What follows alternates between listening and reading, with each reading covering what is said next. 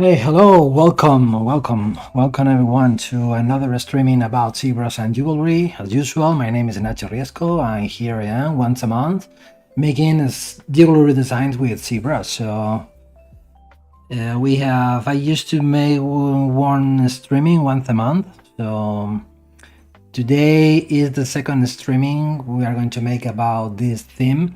This is what you have on the screen. This is what I made on my previous live, on my previous streaming. So if you are interested, I'm gonna put the link in the comments, just if you want to follow it and to know how I did this. So the theme of today is how to make this kind of Torc bracelets with ZBrush. Today we are going to start sculpting the heads, the endings of the bracelet. Let me open the references that I have here gathered for as a reference. There you go.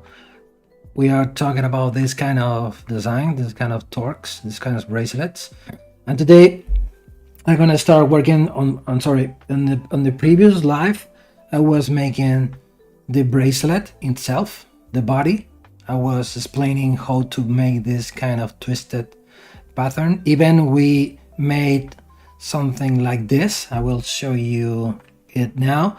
And today we are going to start working on the heads, on the wolf heads, on the endings. So today is going to be more about the sculpting. So we are going to start sculpting a wolf head. I have here a collection of different references.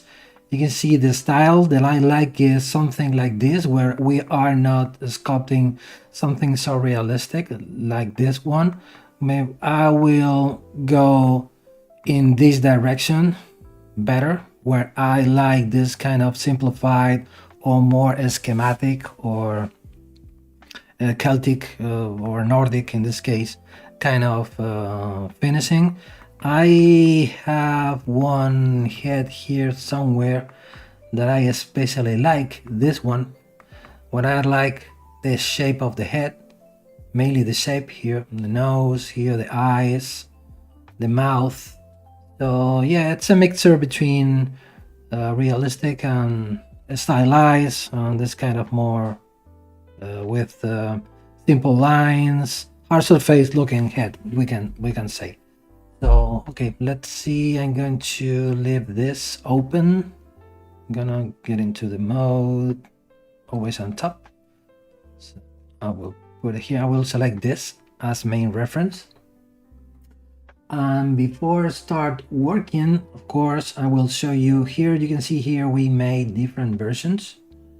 Let's see what we did. So we were making this one. We were making this one too. We were making this another, no, not this one. We were making, let me hide this. We were making this version. We were making this another one, where we have this another one. Maybe this one is the one that I will use as final choice. We also did this with a little ball with balls, this textured balls, and maybe we made another one. No, this is the base mess. So maybe I will keep this visible with this option, right? Maybe the balls, I'm gonna increase the thickness of the balls a little bit, something like this, and we will start working from here. Or maybe here I'm seeing maybe the thickness of the bracelet maybe is too thick. We can say we can make it thinner. We can make it thinner. We can softening a little bit. Let's make it thinner. Let's make it smaller. We have this cylinder as a reference for knowing the size of the wrist. And let's see how we can let's make this smaller.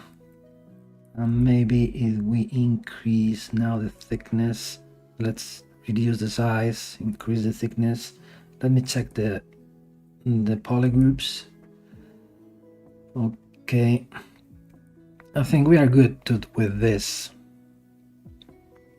size. You can see I was using this, another tool for cutting the endings. You can see here what it looks like without the light boolean button up active. Okay, I have an issue here with my interface. Let me fix it first. I need to go to config, unload my UI, because I just updated ZBrush to the latest version. You know, it's 26.2.1. I was using before the 0.2.0, and that's the reason why maybe the interface has not been updated with the proper distribution. Let me fix it here, because I already have here my... Okay, there you go, my backup interface. You know that going to preferences, clicking on config, here you can save your UI files just in case you need to restore it at any time, as I already just did now with my interface. Okay, let me check first if all of the settings are working properly. Let me know if the music is too loud or is too soft. So just let me know on the chat. I will try to pay attention to your comments and to your questions as usual. And in the meantime, I will keep working on this. So let's see. We can, because here we have a different version of different bracelets. Also, it's a good idea of having this kind of finishing. You can see here it could be completely circular, but also we can find this kind of finishing when in the inside of the bracelet we have a flat surface.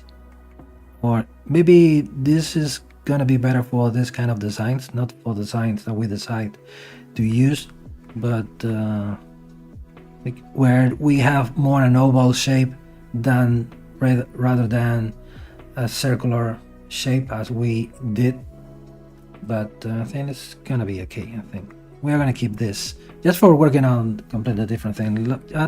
Just let me fix some details that I don't like. Maybe let's make this smaller. Let's try to fix this. You can see here we have a problem where the balls are floating, so they are not connected with the surface. Here we can have a problem with the printing and with the casting. It will make this like this that we already have here on the screen here, where we are having gaps between the body of the bracelet and the balls. Maybe for that and for making an overview how I did this, I will show you how to fix this. So you can see here on my bracelet I have creased edges here. So I did this on my previous streaming. I will share with you here on the chat. Okay, where am I? This is the chat. Okay, let me share with you the previous streaming.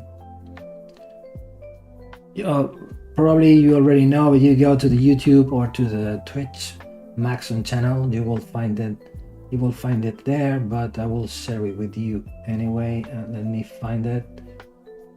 There you go, here it is. I'm going to share and copy the link, and I will paste it on the chat just in case any of you is interested on following the process from the beginning, so where we were making the bracelet.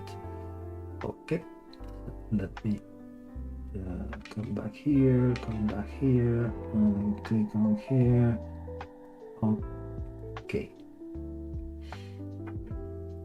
Okay, so as I was saying, here we have a creased edge here. You know that we have different options for framing the mesh. Going to the stroke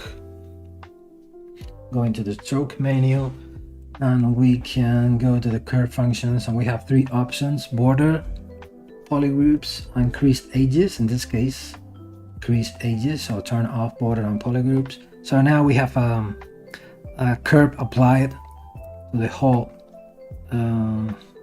path of the bracelet. So as easy as now, for example, selecting the IMM primitives and coming back to the stroke and turning on the curve mode. So selecting this and a sphere, and then we can make it smaller and we can touch the curve, and now you can apply a chain of small balls. So now here you can see we have a gap between each sphere. We can come back to the curve mode, and with curve steps, instead of 1, we can set it up to 0.8. And now you can see now the spheres are now they are one single mesh. And now for avoiding the gaps, maybe we can control this graphic, and you can see here now it works better. Now it's gonna be better like this. Maybe instead of 0.8, let's say 0.9. Yeah, like this. Okay, so once we're happy with the result, we can go to the curve modifiers, curve functions, and click on delete. And there you go. I prefer to keep separated the spheres from the bracelet, so we can go to the splitting option and split mass points. So we have the spheres and the like this. Okay, so this is the different tools that we are going to use. Let me save this. Save. And this is the Torc bracelet file number 1. So as we are not going to use the other versions we did,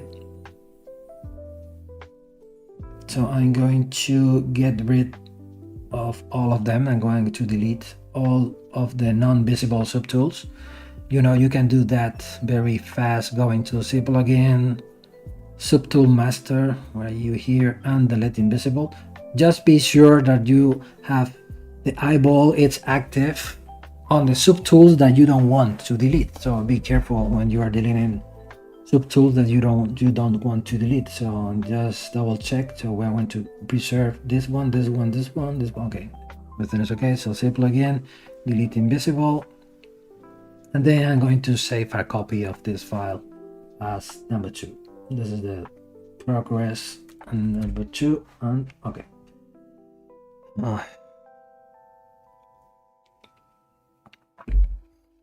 Hey, and there is a question. Hey, hope you are fine. I'm fine, thank you. Hope you are too.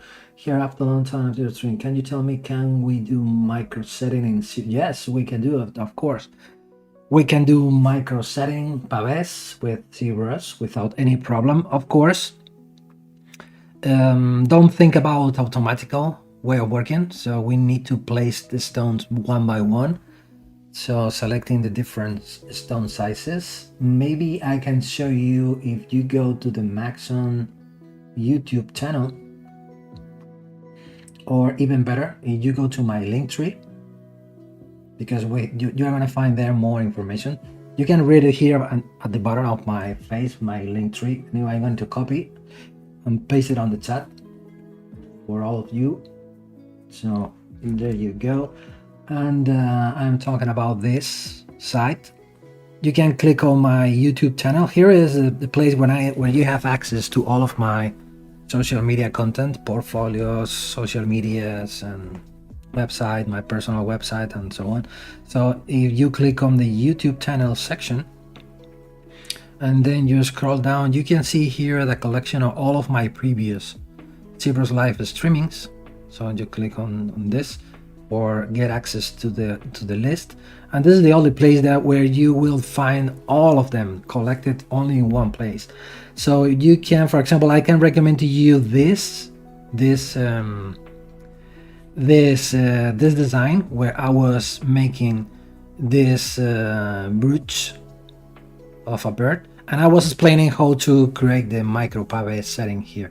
For example, apply to this specific design. So you can see here, you can watch it. Hope you will be able to learn something from it, for knowing and for learning how to set the stones on the surface for this kind of pave distribution. Also, you can go again to the list, and you scroll down, you will find more designs where I was setting stones on the surface. For example, let me scroll down. Maybe this one, not this one. Maybe let me check this one. Yeah, it's more or less something similar. Let me, where is it? Maybe not in this video. Maybe it could be in this one. When I was, you can see I was starting inserting the different cutters calibrated with its own stone size or gem size. And then once you have the cavities or the holes for the stone, you can start applying the prongs and so on. So in conclusion, you have a large collection of videos related about jewelry design with ZBrush, and on any of them you will find information about how to set the stones on your designs with ZBrush. Okay, let me put this. Come back to my second monitor. Let me know if you have any questions when you have the chance to revise them. If you have any questions or comment, just write me or put a comment on the video, and I will pay attention to your question and I will answer you as soon as possible. How to get ZBrush clay sets? Yeah, very easy. Just Google ZBrush. This is blah blah blah blah ZBrush materials. You can see here, as easy as taping this, and you will find the link here. For example, ZBrush. I think the best place is gonna be Gumroad, maybe, but with this searching, you will get access to all of the content from this artist, where you can find all of his material. For example, this is a place from Pinterest. I don't want to, well, it's gonna be very easy to find. So visit the place and you will find here, for example, the different packages of clay materials from ZBrush. I have to say that they are very cool. I use many of them. They're very useful for sculpting and for designs representation. So I strongly recommend to you if you don't know them. So they worth.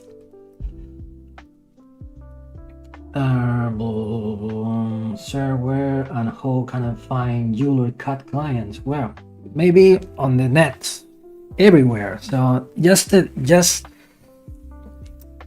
be focusing on the places where the jewelers, or for where the jewelry brands, or where the jewelry designers are going. I mean, for me, it hasn't sense for being posting sculptings about jewelry on a character Facebook group, for example. Just try to find the specific groups for jewelry designs, and there, if your work is good enough, I'm sure that the people you are going to catch the attention of the people who needs jewelry cut artists are going to find you. So, but in this case, my advice is go to the proper places. For example, when you are posting your job in Instagram, use the proper hashtag. So, for example, jewelry design, or organic jewelry, digital jewelry, and stuff like that. Just for people interested in jewelry design, find you. So don't try to mix your work about jewelry with characters or with monster or with stuff like that. Just try to be as more professional as possible. We are talking about jewelry, the jewelry business, right? I'm not even learning ZBrush, just here while doing my own work. Yeah, perfect. Sounds very good. Sounds for the background now. Yeah, thanks a lot. And I'm also trying to have a background music, but maybe for you it's not gonna be too loud for listening.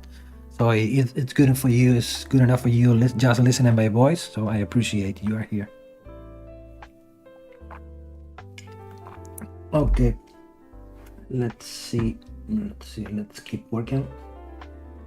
So this is gonna be the bracelet. So what I'm gonna do, it's going to start working on the head. To start working on the wolf head, I'm gonna start working from this tool. You know, this is very well known dock for all of the ZBrush users. Just double click on it. So I'm gonna use the head, only the head. So let me cut the head. So for example, for splitting the head from the body, you can use a mask, for example, control, maybe mask curve. So let's create a mask from here, split mask points, and now we have the head. So let me now then attach the head to the list of my bracelet. Let's append the head. So the head is somewhere in the center of the workspace. We are not able to see because we have the cylinder on top. So if we turn on transparency, you can see how tiny it is.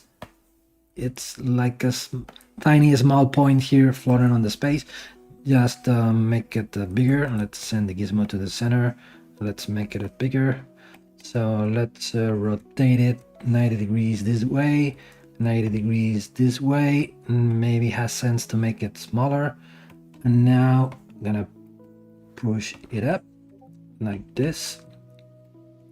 And now maybe it's gonna be judging the size, compare with the reference or compare with the bracelet.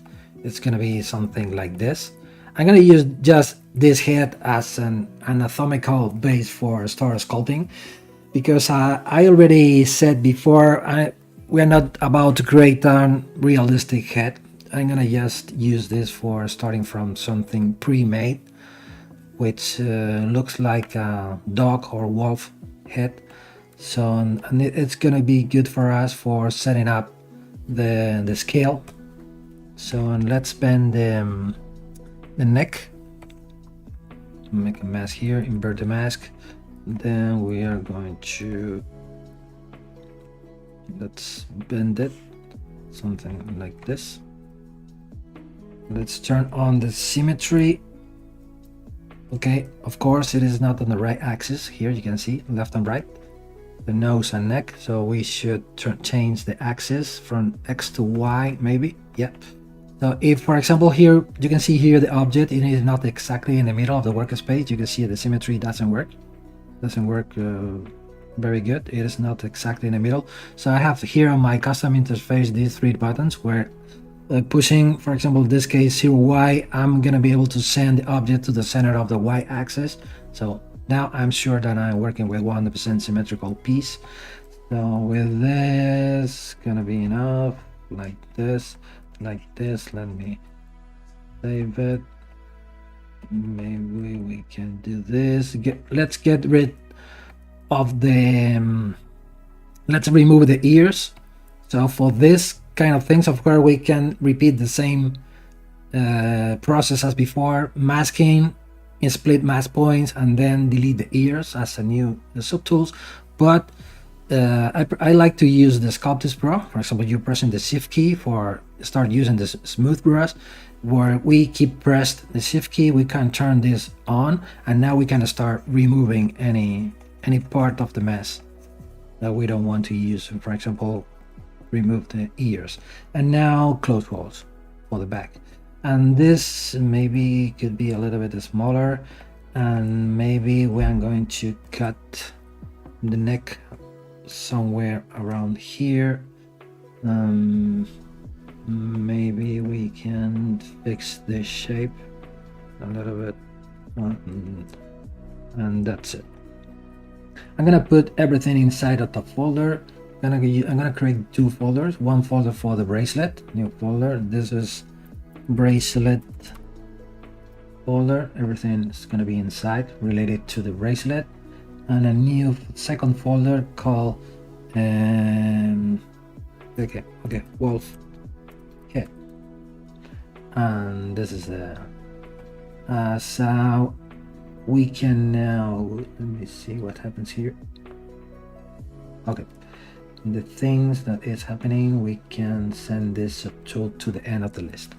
No, and we need to send this here as well. Okay, now everything is well organized. So I can turn this off, and as we are only going to work on the head for now, let's hide the eye from this folder. And this is the head. Let's start working on the head.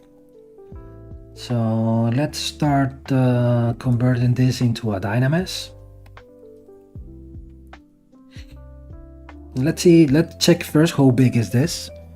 You know, the way that where we can control measurements inside of ZBrush, it's a plugin called Scale Master. We go to Z plugin and open Scale Master plugin. First, set up the scene scale. We are working on millimeters, so click on this box, and the head is 18 millimeters, 18.5 millimeters by almost 10 millimeters by 11 millimeters in Z.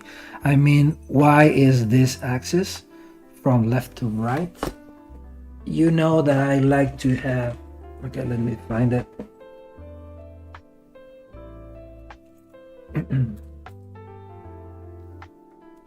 I like to have a caliper on my table when I am sculpting, when I am creating designs, where I am checking the measurements, I am deciding, I am setting up on the screen. So we said that we are working with 10 millimeter. 10 millimeters is almost 1 centimeter. So I am checking the measurement on my wrist, just for knowing that we are making the element not too big or not too small. So with a proper scale, compare with a wrist, with a human wrist. And maybe 9 millimeter is gonna be a big pour or a bit small head. Maybe using the caliper, depending on how big we want to make the bracelet, but we should be more closer to 13 millimeters or maybe 14 millimeter than 9 millimeter, so we can make it wider from this view. So now let's turn this off, and then let's select 13 millimeter and let's resize subtool. So we are okay. Compare with them. This is a good reason why I started from a real dog or from a realistic dog. For example, we are changing the wideness or the distance of the head from left to right. From this view, you can see here it looks a little bit strange. It becomes more different animal.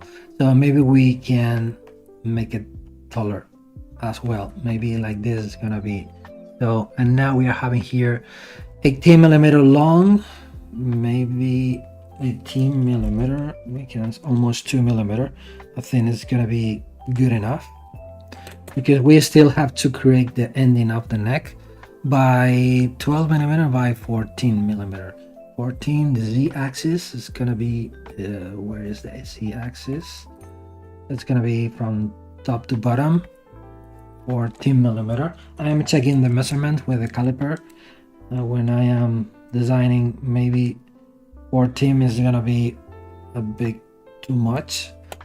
We can make it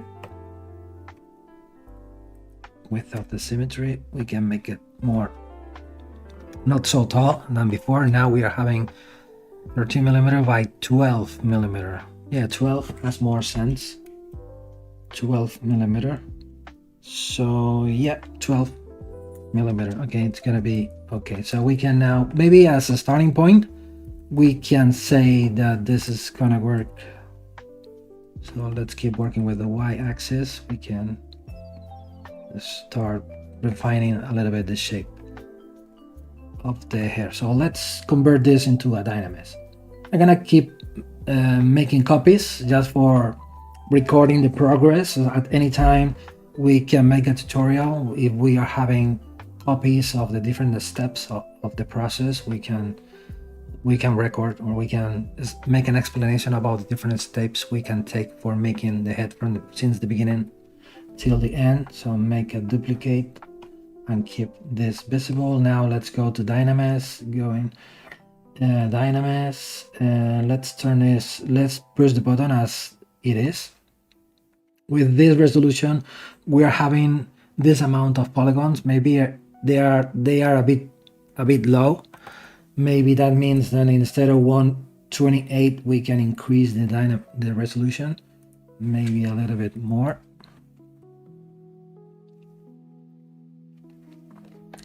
Maybe we can smooth this, maybe more polygons, 180. Yes, 500,000. It's gonna be a good point, starting point. You can see here we are reaching 500,000 polygons, so 500,000 more or less. Let me see.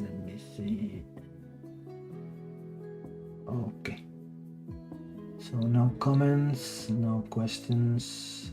Okay, I can keep working. So I'm gonna start using the H polish, because we are about to create a kind of a surface looking design. We can use the H polish, or even faster, the clip curve, for clipping this. Now we are gonna start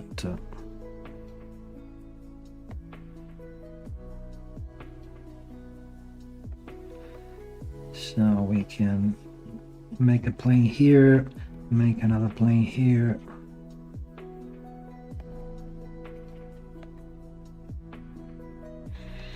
And we're gonna start sculpting. Let's fit the eyes here.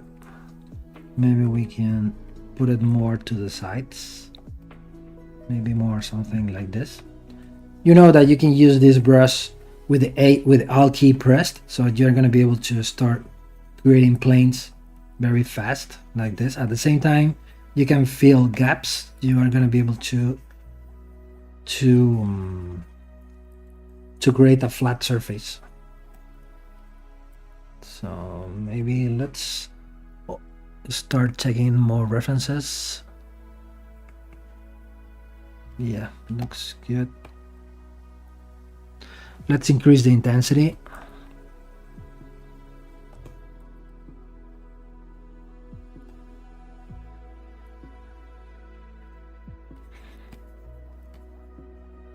So you can see I am using the Alt key and the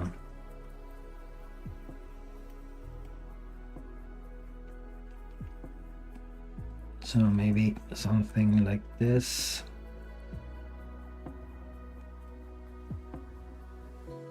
At this moment, we are just searching the forms, right? We are not making definitive shapes or following a realistic head. We are just looking for a good balance between the forms we are sculpting.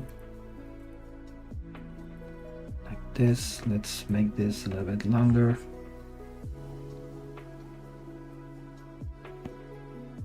I'm going to turn off the project mode.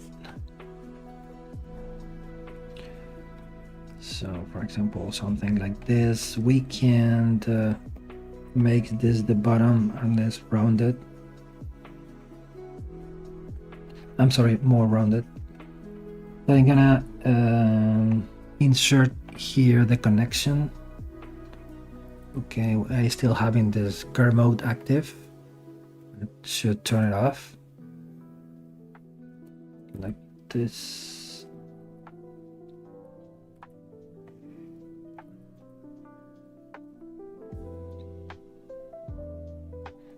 We can make this, okay. It is not straight like this, so I split mask points. I don't want to use Dynamesh in this tool, so you can see it's gonna be, the connection is gonna be somewhere around here. I'm gonna have just this as a reference when we are sculpting the wolf, just for having this subtool as a reference.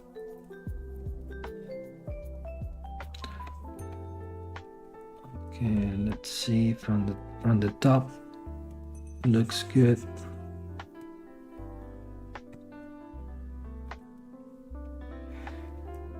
Maybe at some point the wolf is gonna need some ears, so maybe I'm gonna put them here. I like to make my sculpts with like puzzles. I mean, splitting all the parts as more as possible. So that's the reason why I prefer to split the ears as a different subtool. Just instead of try to sculpt the ears from the surface of the wolf, I prefer to separate them, just for playing with them in as separated parts.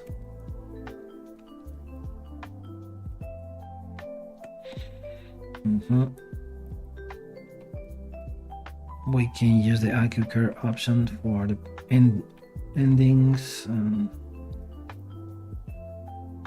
maybe something like this.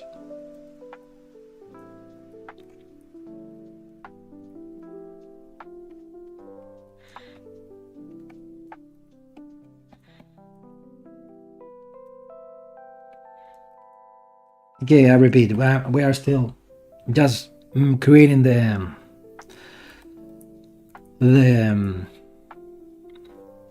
composition. So let me check some references.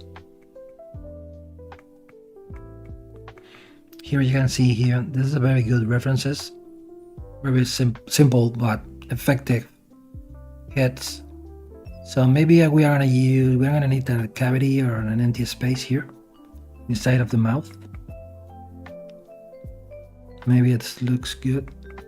I like this shape. Let's see if we can create something similar. Let's append. Okay, we can still. You can make a copy of this one. We can send it to the center. Turn on the symmetry, rotate it this way, get something like this, make it bigger, something like this, and maybe we can turn on the boolean, and this is what we get, a negative space here, and maybe we can start changing the shape like this. We can use the taper options inside of the gizmo. Taper, changing like this. Now we can change the shape. Okay, maybe I'm gonna make a mess. This.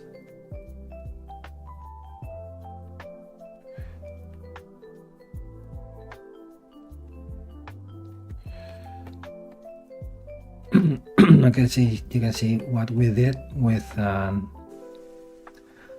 cylinder. Let's groups find almost, crease polygroups, subdivide the mass, and now make a zero measure, just for having a more regular surface. Keep groups, and there you go. So we are still keep using this. And now, coming back to the head, we can start painting a mask. Welcome website or pack. I don't know what you're saying, so let me see. So this is gonna be something like this here. I'm gonna use this just for a reference. I'm not trying to make a replica or to copying exactly the same, but making something similar. But I like the idea. So we can push this in, and we can start having something like this.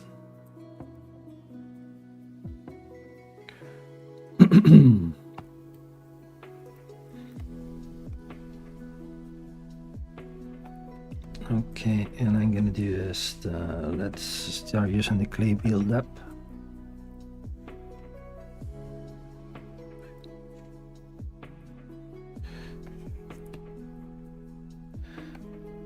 Now we are going to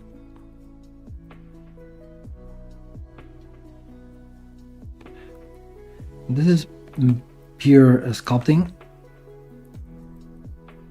So when we just start blocking the shapes, just for you are at the same time you are designing something, you are making something from scratch, which doesn't exist, and you are using your ideas that comes to your mind. But at this point, you are not 100% sure about what you are doing. You are just making forms. And for this, ZBrush is very, very useful because it allows you to work very fast. And for example, something like this. So at some point, probably today, depending on how fast I go with this or how fast I find the shapes that I like or the shapes that I'm looking for, so we can start cleaning the forms and start refining the forms and start getting more finished sculpt. But at this moment today, mostly the session of today is gonna be more about investigation when you're sculpting. We can call it like this. You can see here, this is we are just changing shapes and forms. This is another reason why I decided to go directly to Dynamis, because during the process it's gonna be necessary of being destroying and sculpting forms. So that is not possible if you are working with a regular quad mesh or with a series measure. So you need the freedom of destroying forms and creating new ones. So that's the main purpose of Dynamis. Okay, let's go. Okay, the mouth, it is there. We can check it from all the angles. Maybe let's start grabbing. One of the brushes that I like a lot to use is this brush, SK Slash. The SK Slash brushes, it comes from a Japanese guy. Let me SK Slash brushes, just in case you are interested on using them.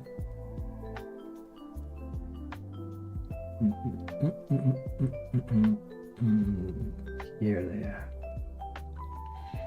You can see here they comes from a Japanese guy called Kaoru Sakaki, so you can buy them. I think they are for free. So I use one of them very often, not all of them, but for example, one of my favorites, it's this one, the SK Slash brush. I will share with you the link on the chat, just in case you want to use them. And I think Milanjin Jala, or I don't know how to pronounce your name. I'm sorry, but I don't understand your question. What you are saying about your wacom, I can't answer you because I don't understand your question. I'm sorry. So this is one of the brushes, SK Slash, but I prefer to change the default alpha to alpha 39 to this alpha. I'm gonna use this brush, start using this brush as a knife with a shorter lacy radius to start investigating more forms. I like the shape of this head. Let's see.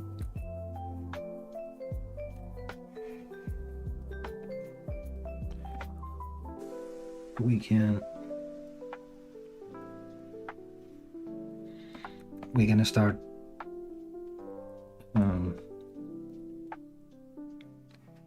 putting the eyes here. Maybe you can, using the Alt key, you're gonna start creating corners like this, and maybe you're gonna start sculpting forms or having forms. You can see something like this. I like them, so maybe we can then start using the H polish.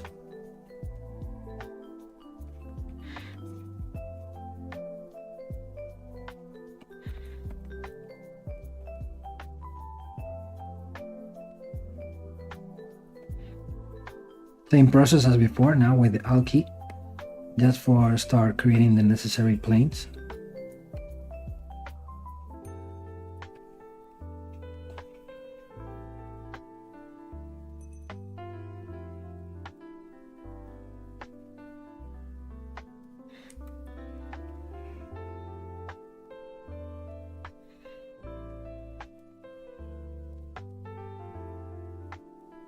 Maybe like this, or maybe we can bend this way a little bit. Let's hide the ears, and not you, here the ears, and let's keep working on this.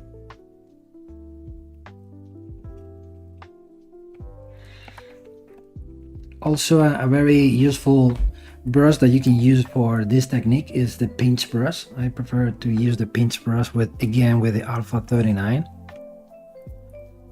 And now with increasing intensity, let's increase the intensity, and now we're gonna start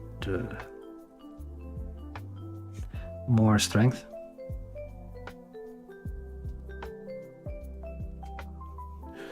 And then you're gonna start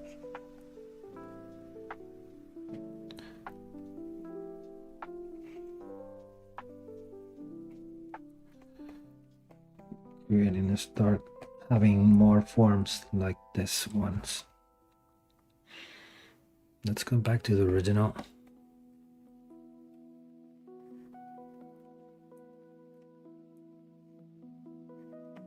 Okay, let's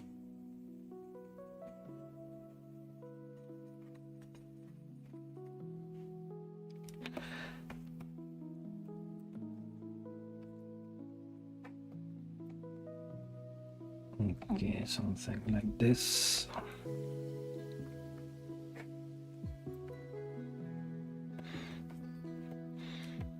And now what we can do is thin the form, the shape of the head will start looking good. Another good option is use the help of the morph target. You're gonna store your morph target.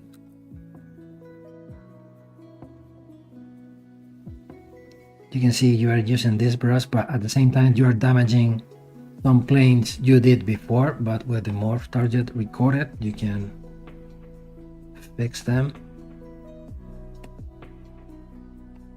And I think this is gonna be okay. I think the ears can go over the cylinder here. It's gonna look nice.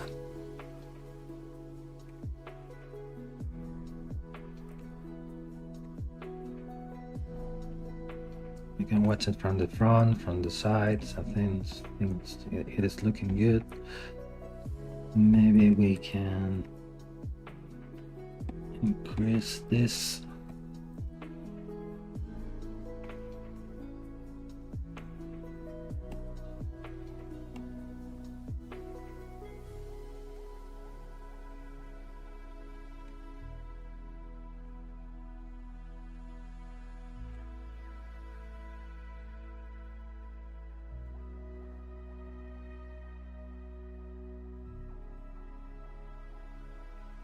Okay, let's same thing from the front, from the sides.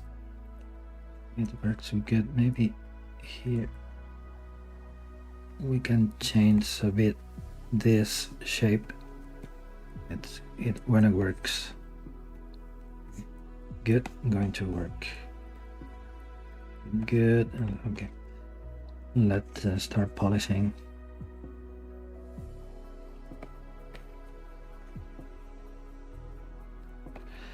Okay, another feature that I don't use it very often but could be useful in these cases is the clay polish option. When you can clay it, you can polish it. Maybe in this case it's too aggressive. You can play with different settings. I prefer to increase the sharpness just for having something like this.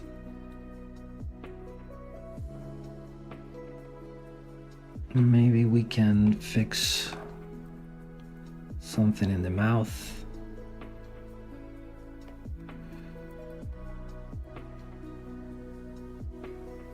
Maybe we can change a little bit this shape.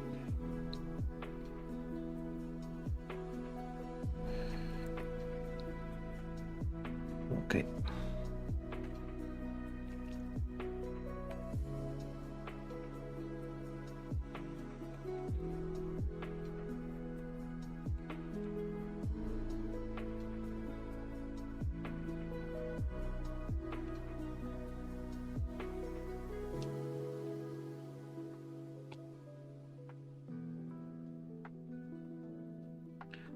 Okay, we can increase here the neck.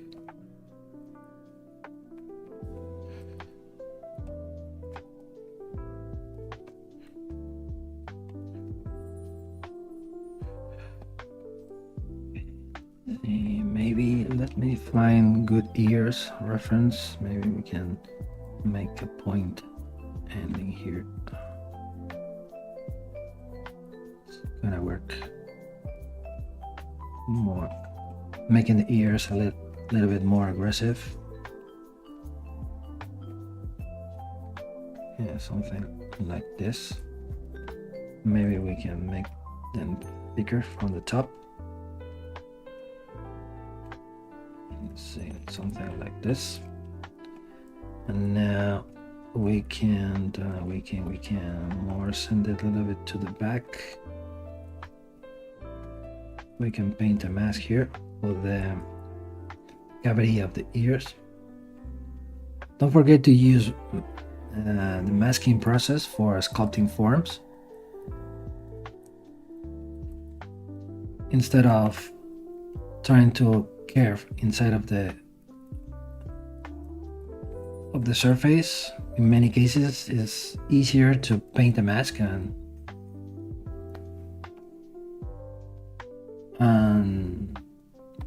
make the negative space that you are looking for. I think you will get a more regular, a uniform shape instead. So let me something like this.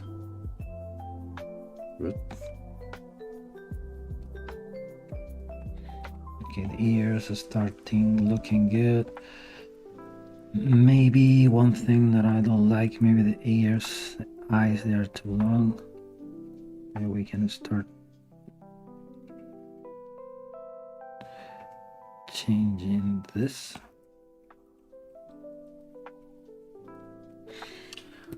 Okay, let me use the globe.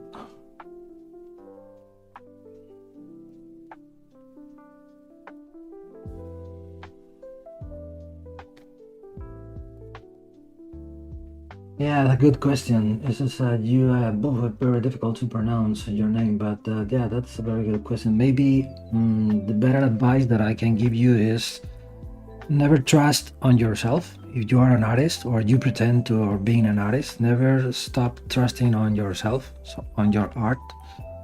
So the art it's a very good place for stay when your life doesn't go very good. I mean, it's a place where you can start start creating more art for yourself. At the same time you are expressing yourself with your art, you can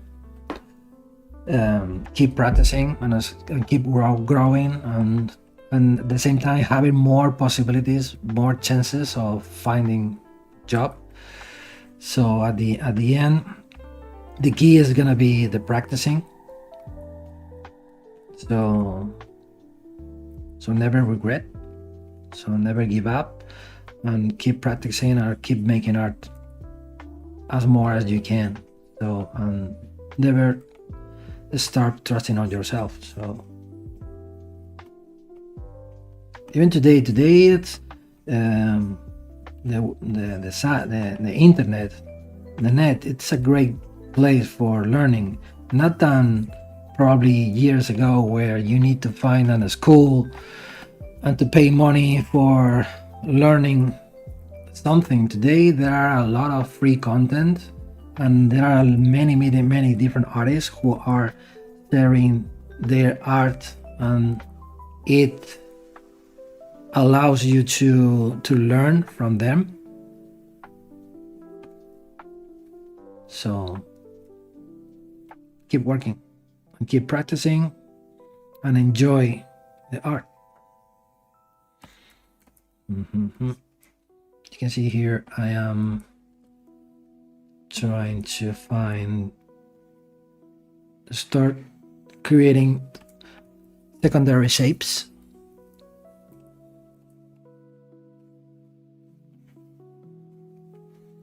So maybe we took one step forward on the designing process, and now we are investigating how we can add more elements to the design, like this.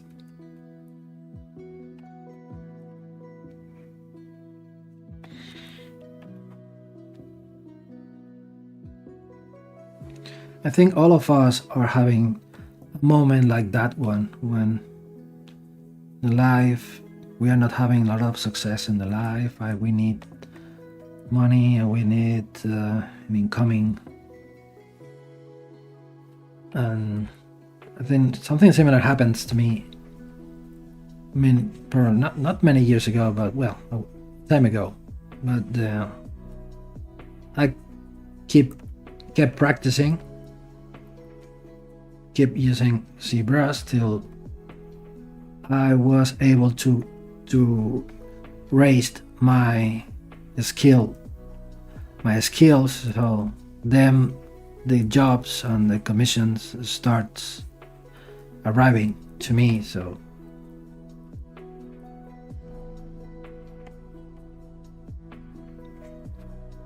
keep working. I'll keep making art.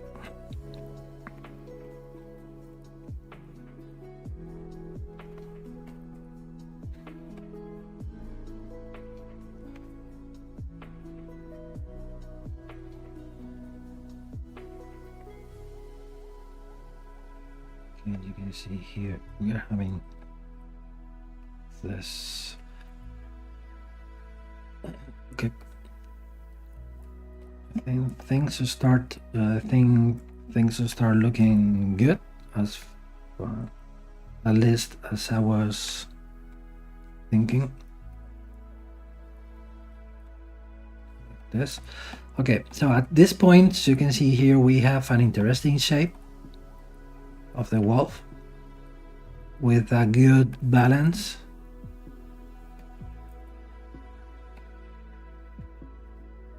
Of the head.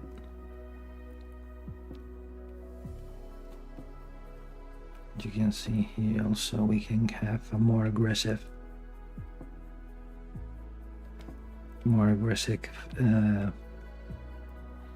so this is the thing. I like the composition, how it looks like. So I am checking all of the views, and let's see. I still need to pick some parts. It's looking from the sides, looking good from the side, looking good from the front, from the top, from the bottom. Maybe the courtyard here in the cylinder needs to be a little bit more to the back, okay, somewhere around there.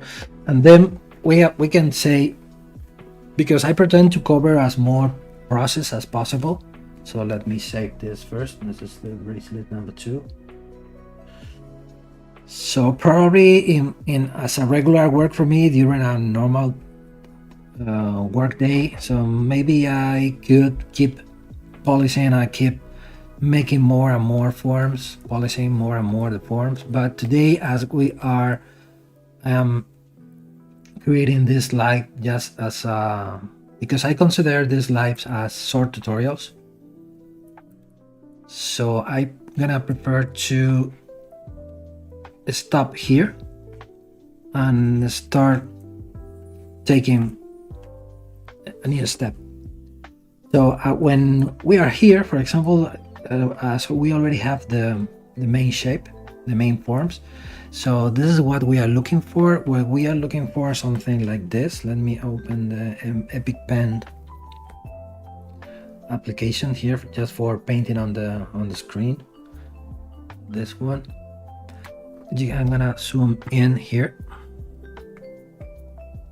because you can see this is a very common finishing you can find on this kind of bracelet or more jewelry designs on the industry, where we have cavities and we have high levels and cavities. So, and the cavities are blackened with a patina, with a black patina, just for reinforcing and enhancing the details that we are sculpting. For example, here you can see here the borders of this scroll.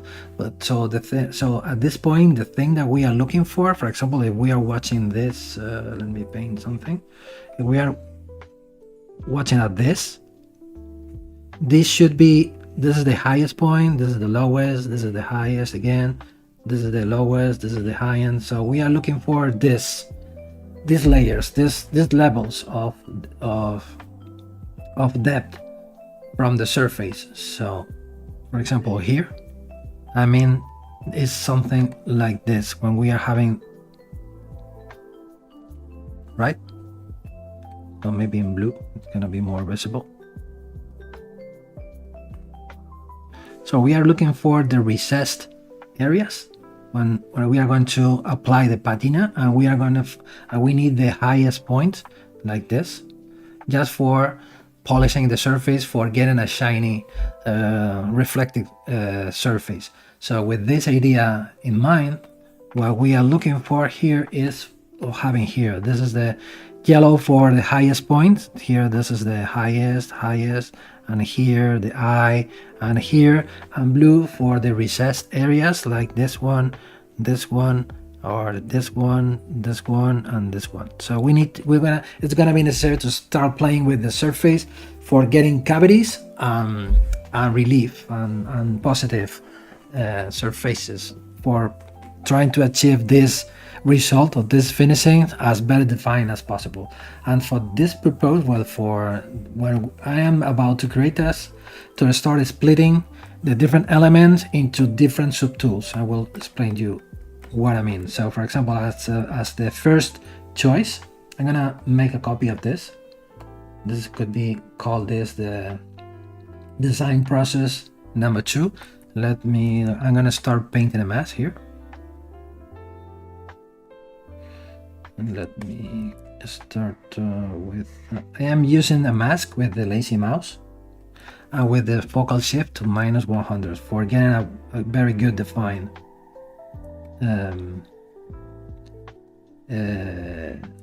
mask with a sharp border when you are painting the mask. So something, okay, we don't have to be very picky with the forms, because it's going to be necessary to clean them a lot. But so I mean, it's not necessary a very high accuracy on the strokes at this point. So when you are getting this, so let's split mask points. So this is what we get. Control drag to fill the gap. Here we have a problem here because we have a very open You can see here. And when we try to close the gap, this is what we are getting. But this is the good thing about Dynamesh, because it's not going to be a big problem. So grow the mask. So let's increase this. Maybe with the move brush, we can fill this gap. Something like this. Oops, without the back face, of course. We can start filling this gap. Control drag and control drag. So now we can fix this. You want to remove these artifacts that we are getting here. This could be a very good example about how to fix this kind of trash or problems with the mesh. So Sculpting Pro is your guy. So you can start destroying all the parts of the mesh that you don't like it, like this. And now we can move with the back face, and then we can closing these gaps again. Control drag, control drag, and mirror and well in the y-axis. Nope.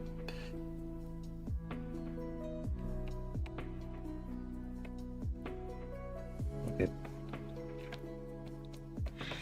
And now we can start fixing. Oops. Well, without the Sculpting Pro now.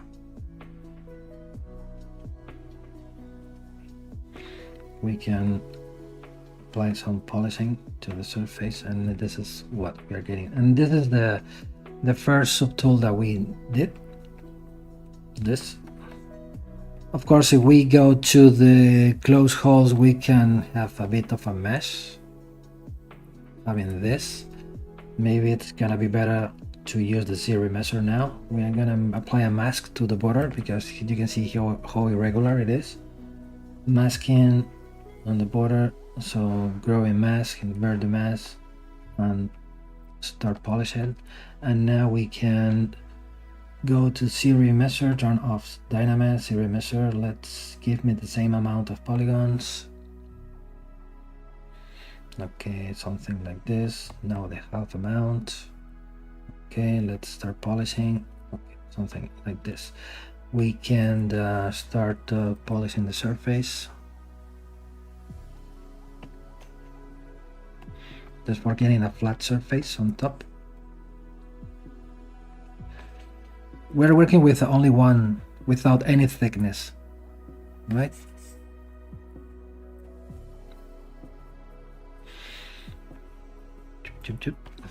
Yes, for getting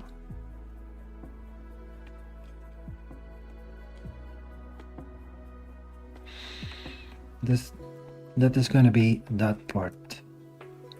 And the way that we can now start creating thickness from this surface is going to dynamic subdivision, turn on dynamic. I don't want now to apply any smooth subdivision, so let's go to 0 and then start playing thickness. You can see here where you can start applying thickness. In this moment, it is not going to be necessarily very thick, very big amount of thickness, so let's stay something around here. We can create an offset because we want to push the thickness to the inside. We can use this value and click on apply. And now we are having different polygroups. Control, tap here, invert the mask, and now we can start making the thickness as we want, just without the back face mask, of course. Just push in, and this is gonna be this band that we made. So we have this first element we did.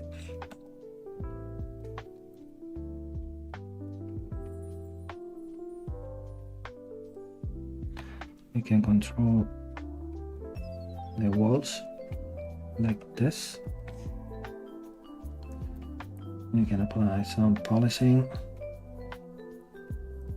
Okay, something like this. Maybe we can make this thing a little bit bigger.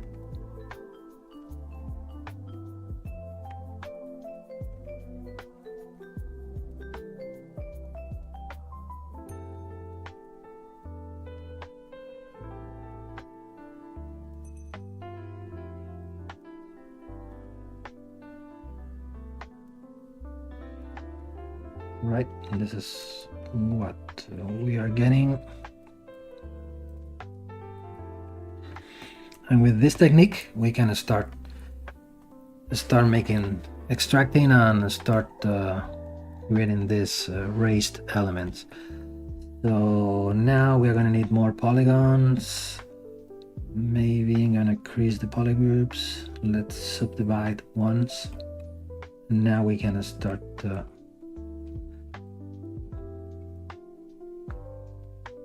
polishing these surfaces. You can use this technique, and I'm going to show you another technique, right? Now let's go back to here. Let's apply some polishing. Let's smooth the surface. Maybe I can add more thickness here.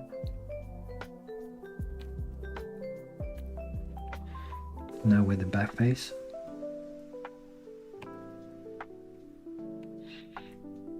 Okay, something like this.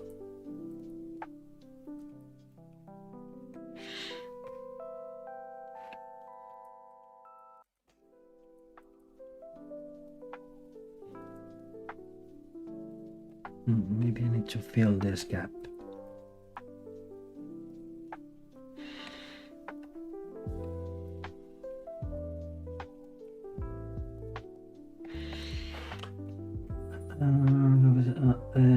Okay, sure, I'm currently learning ZBrush and I am confused about whether to choose jewelry design or 3D printable character design. I enjoy both.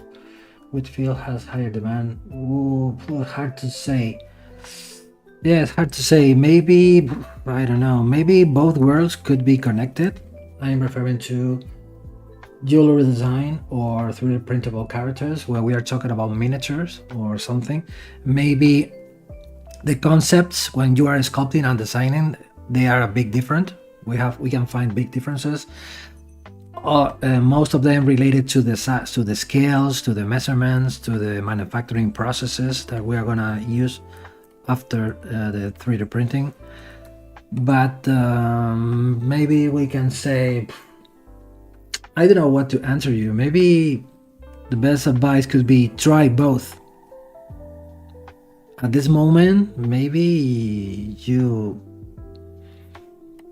are not 100% sure that which one it's gonna work better. Maybe I can say maybe you can find more competition.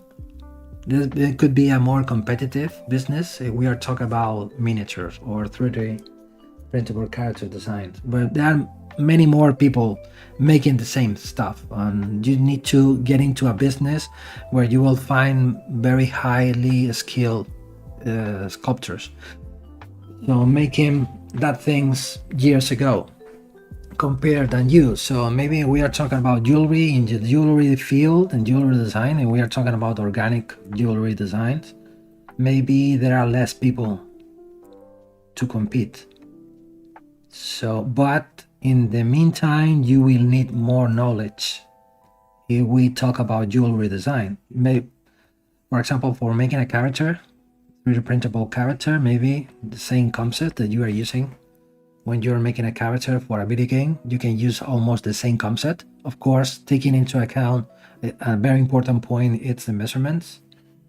But they're not so restrictive as with jewelry. With jewelry, you will need more knowledge. You will need to learn more stuff for making ready for 3D printing, for manufacturing jewelry pieces.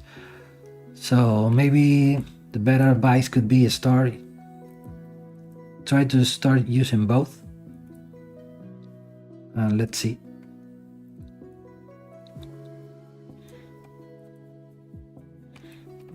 Let's start creating a new one here.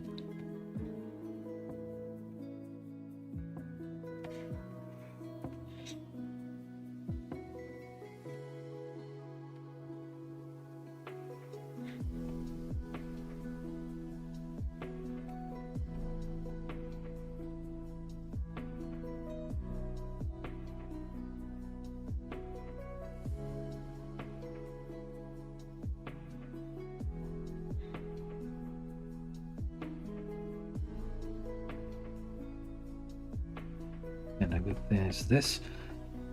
Another technique that we can use the same technique as before, or you can use extract option. Maybe it could be another way. You can see here. Okay, let me remove this part. Maybe the thickness now is too much. 0.006 is gonna be a good choice, right? So this could be another option. When you are extracting elements directly from the surface, I just recommend to you make this simple but effective way. Get rid of the internal surfaces, so delete hidden and close holes, just for having a higher thickness.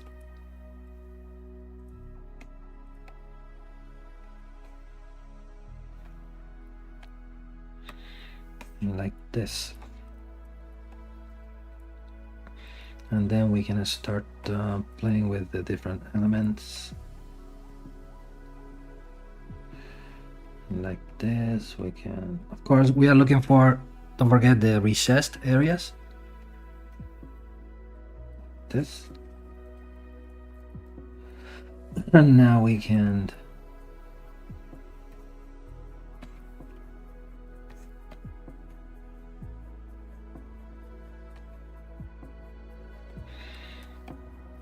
okay, something like this.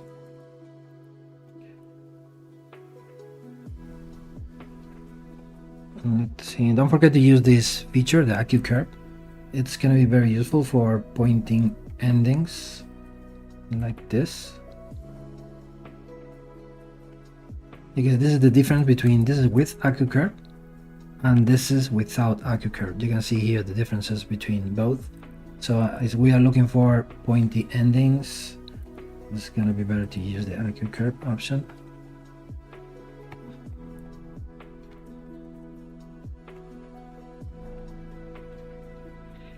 Okay, let's keep making more elements. In this case, okay, I'm gonna paint the eye in the center.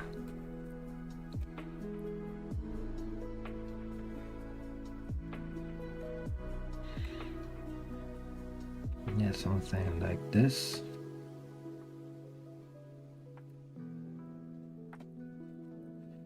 Extract.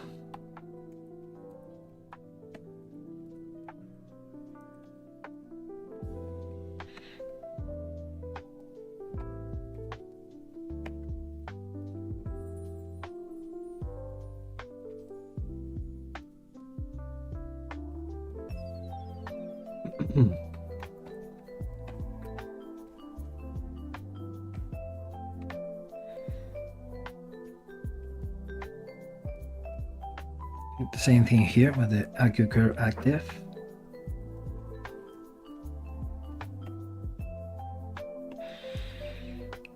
Okay, maybe here we can change the topology, because in this case it's gonna be better, instead of having this hard angle here, maybe it's gonna be better to have a more rounded transition.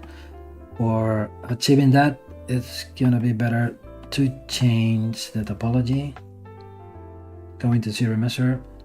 Well, keep the groups with the same amount, keeping the groups, and now we can start polishing.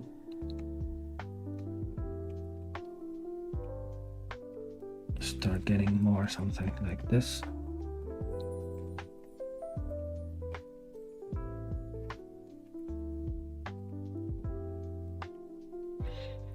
Also with this, we can change the topology, telling to ZBrush that we want the same amount of polygon but keeping the groups. So let's create a new mesh, new topology.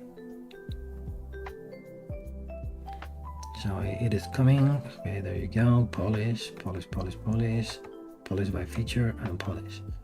So we'll start having stuff like this. So let's see how we can continue. You can use the smooth groups for smoothing, just to trying to keep this kind of parcel face looking finishing.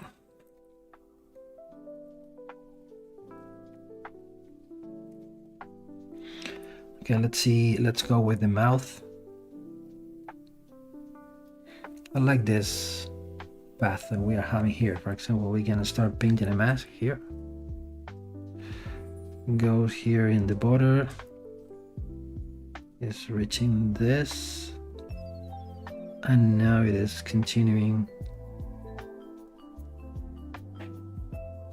this.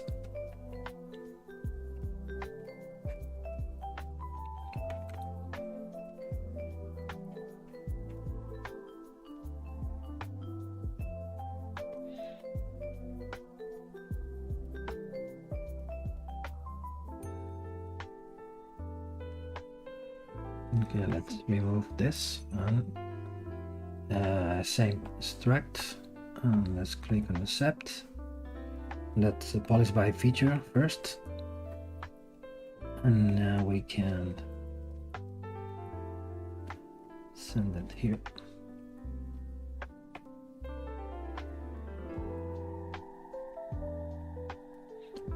Okay, and let's see. Maybe we need to make a mask here.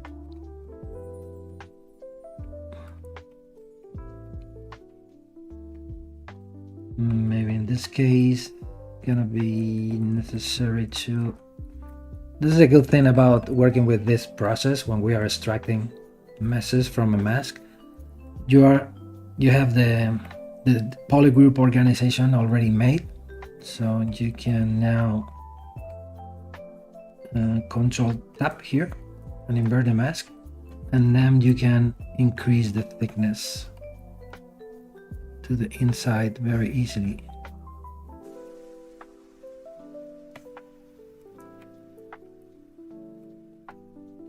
With this, what? Ooh, I did something. Okay, I move it by mistake. So okay, let's now change the thickness.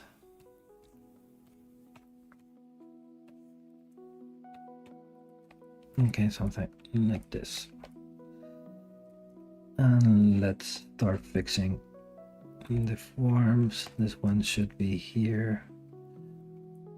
Let's create a gap between both elements. Here, maybe here we can apply move infinitive with backface mask, or apply more thickness. Something like this.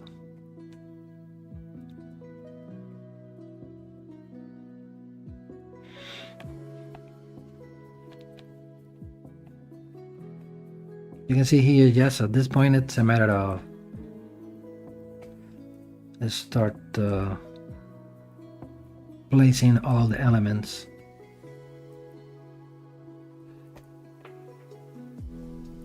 Let's increase the thickness here.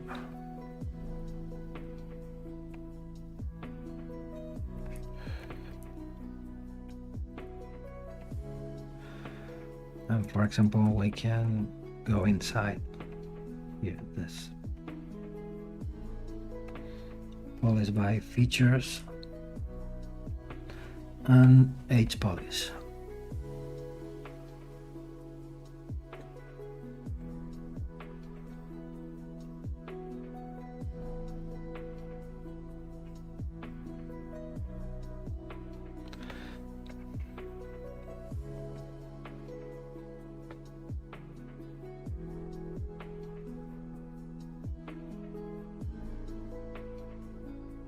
Maybe here we need more thickness.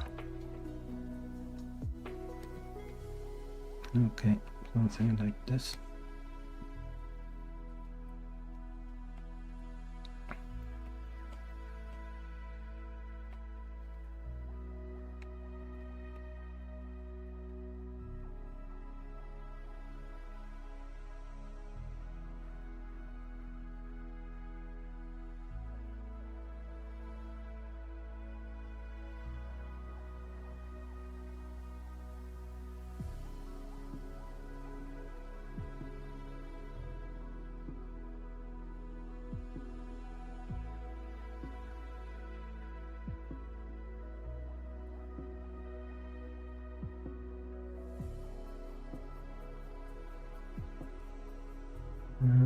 Hello, Sigma Attitude. Welcome to the stream.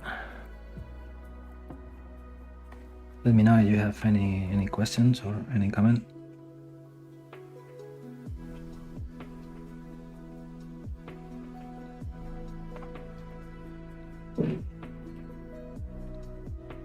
Okay, maybe it's a good moment now to start creating a new mesh.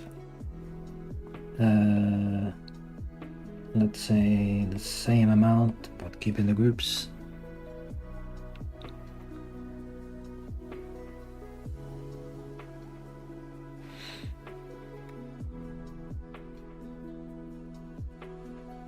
Okay, something like this. Maybe we can use the nose. For the nose, maybe, I don't remember now how to say this in English when we are referring to an animal. Oh, it is not a nose, but let's create this as split mass points. And then we can change the shape of this.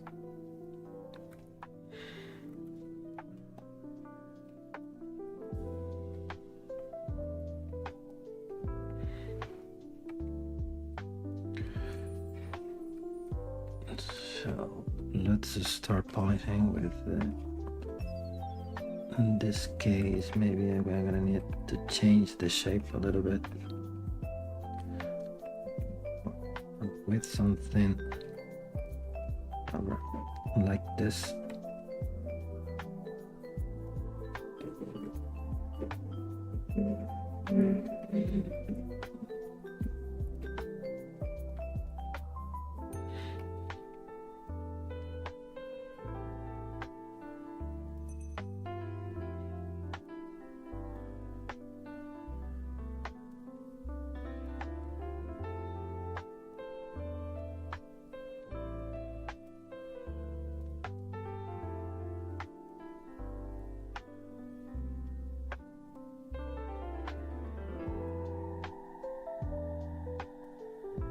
Maybe we can use the clip curve for clipping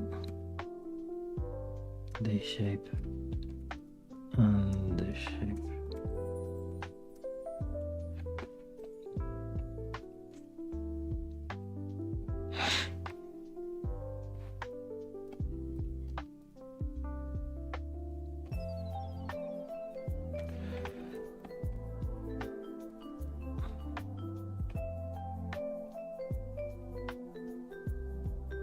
Just for all of you who arrive late or they don't know, they don't understand what I am doing, I am creating the endings for our bracelet. So this is the ending and this is the bracelet. So I'm just creating the endings for the bracelets. Now the head compared with the bracelet, maybe it's a bit too big.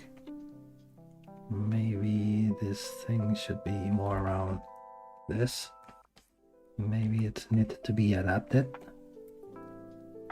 On the previous streaming I was making the bracelet body or the main bracelet, and today we are sculpting the endings and we decide to create a wolf head for the endings, right, with this kind of Nordic Viking style. Okay, let's work on this part. For example, here what we can do, we can paint something. We should keep in mind always when we are creating jewelry, and I was referring to this before when I was comparing jewelry with the miniatures.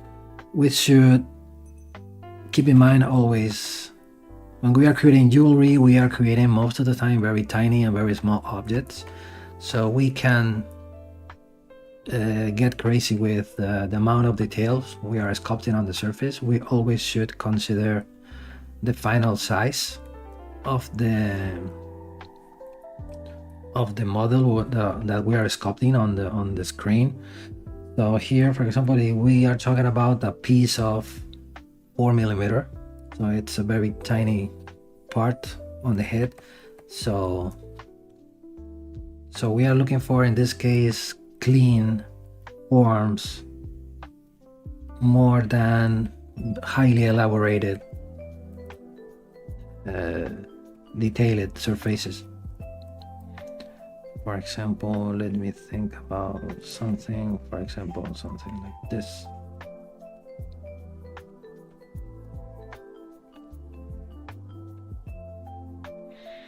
And for example, what we can do is, oops,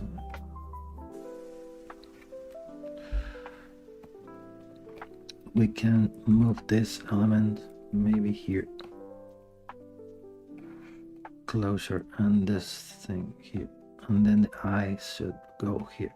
This is the good thing about the sculpting with like a puzzle or like a scale model.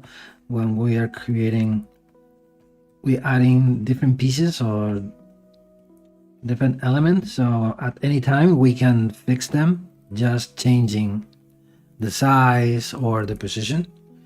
So if we try to sculpt all of the forms from the same surface, at some point we need to fix, like I am doing now, some proportions or some distances between each element. It's going to be much more difficult to fix instead of having this separated elements. So that is why I started to splitting all of the details as individual meshes. And we can say it's my usual way of working. I don't like most of the time to sculpt everything from the same surface. I prefer to split everything into parts.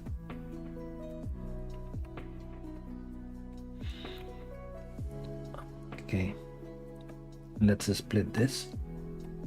Extract depth,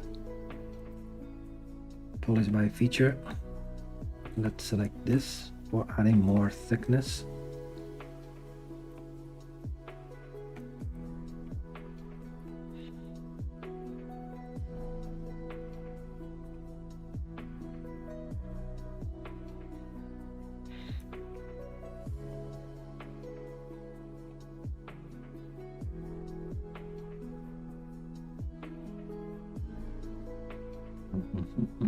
Okay, let's create a new mesh.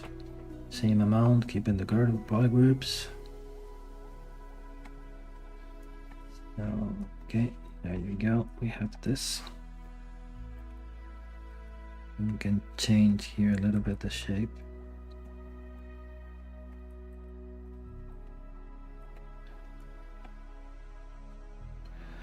Here we can use the same techniques as usual, AccuCurve.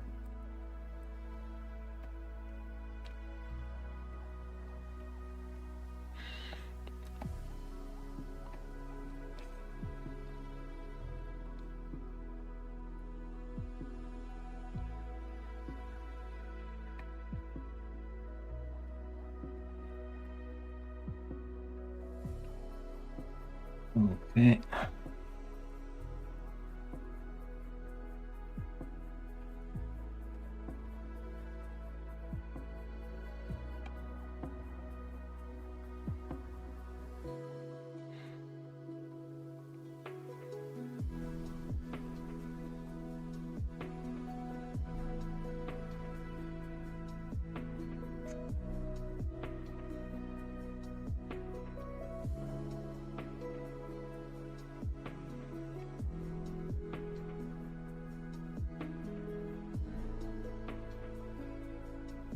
And maybe I can say I can add to the conversation we had before about jewelry and scale figures or something like that. Maybe there are more, you will be able to find more offers, job offers about 3D printable characters instead of jewelry designs, maybe. Because the brands, not for any specific reason, maybe it's because the brands, they are more used to work with digital tools like ZBrush and like 3D printing. And the main tool, the main way of working when we're talking about digital sculpting is ZBrush, and when you need to create 3D models for being 3D printed, scale models, you must use ZBrush. But if we talk about jewelry, ZBrush only can cover, well, not only, but mostly cover one part of the business when we are talking about organic jewelry. So we are not talking about traditional jewelry stuff like wedding bands and stuff like that, where there are much more softwares which are able to create that stuff, and there are more artists who uses another tools. Maybe that's the reason. Maybe that's the reason why maybe the offerings are lower, because not all of the brands are looking for organic designs. So most of the time when we are talking about jewelry, covers more traditional designs than custom or organic designs. But we are talking about 3D scale models, so all of them needs to use ZBrush.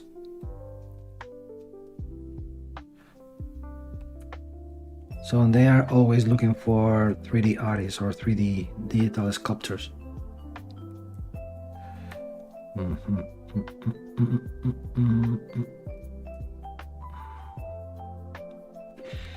Okay, I think like this it's gonna work. Okay, let's see what we do with this part. Maybe we can create a simple ending here. Hey Francis Design 40, thank you very much. So we can create this instruction here.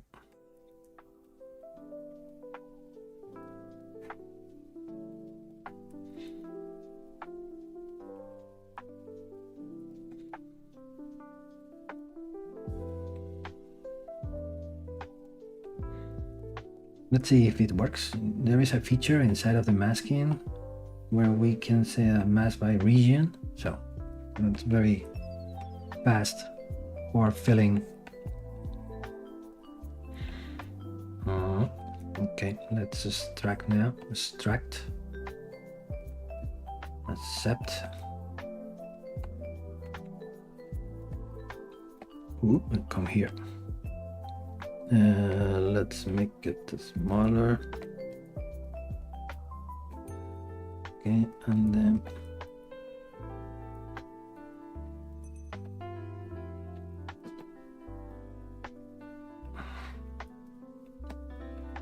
oh, I extract this by mistake, so let's get rid of this piece, hide, delete hidden, and now we can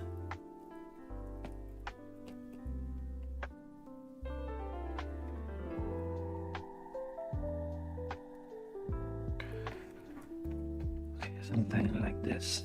Let's polish by feature, and maybe we can clip this bottom part.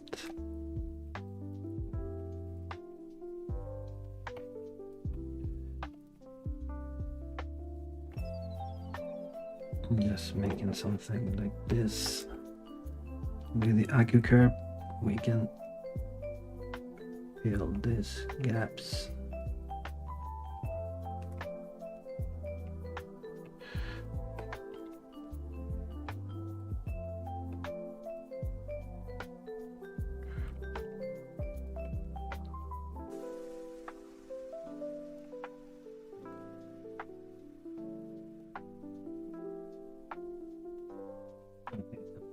This.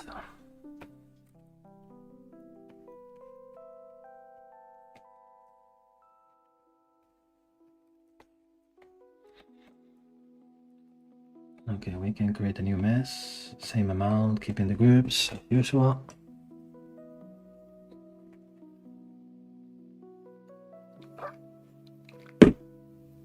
And you are not from New Zealand because you are from the game industry, but I'm thinking about what can I do, like freelance artist.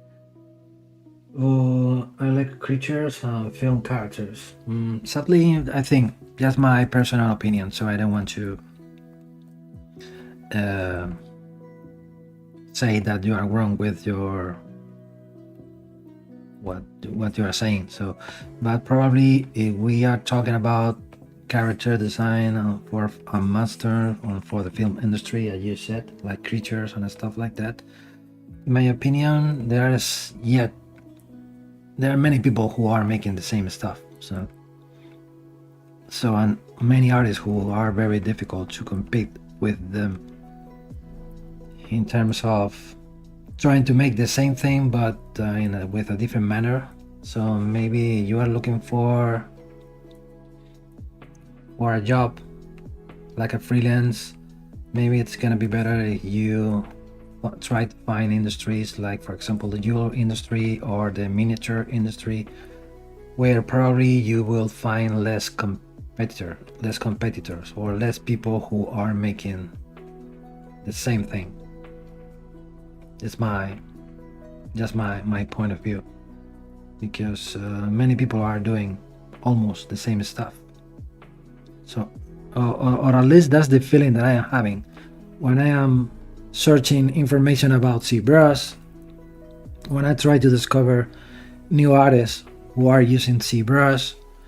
When, for example, you go to Arstation, for example, then there are many people doing the same thing, almost the same thing. For example, you go to ZBrush Central, most of the people are creating monster creatures and stuff like that.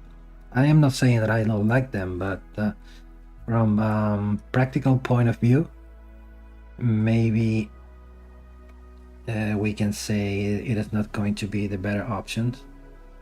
Getting into a business where that it's so crowded with so many people making the same stuff or almost the same stuff.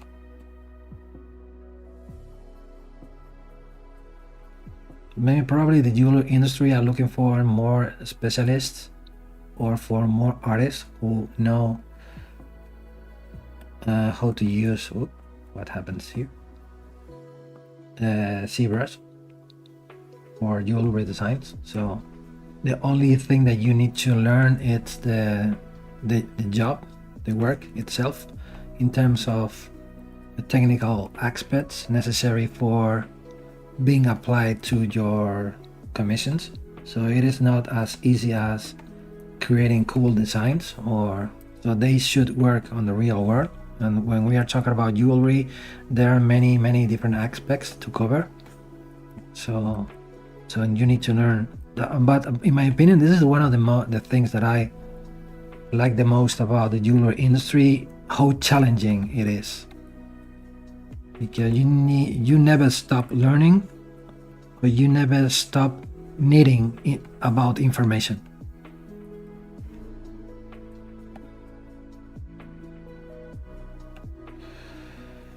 I'm not sure what I'm doing here.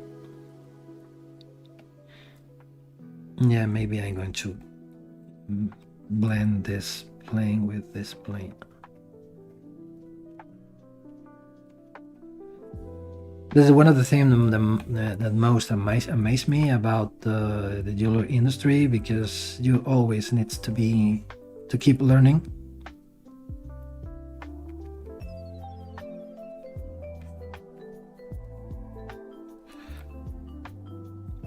Of course, we should be focusing at the beginning on something specific, and when we are talking about ZBrush, we are talking about most of the time organic jewelry design. For example, you can start designing or making skull rings for motorcycles, clubs, and stuff like that. You know what I mean?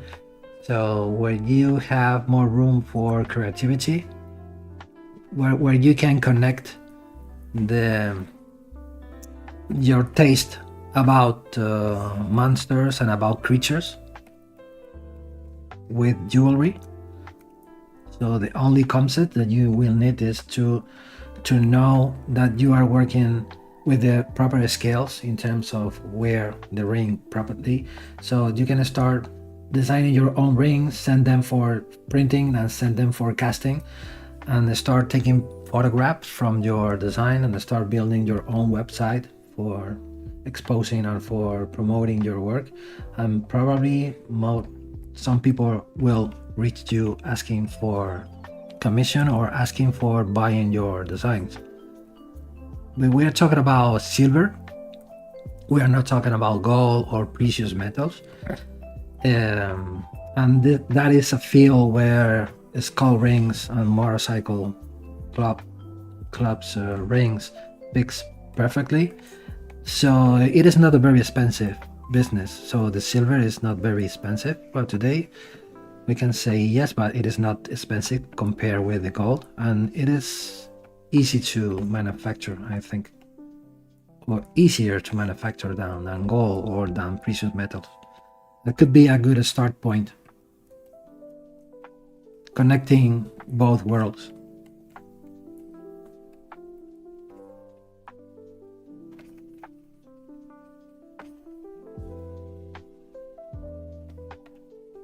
But this is another reason why I don't like to make skull rings, because many people are doing them.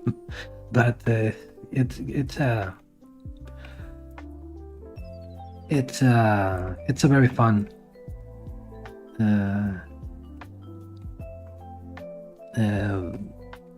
kind of commission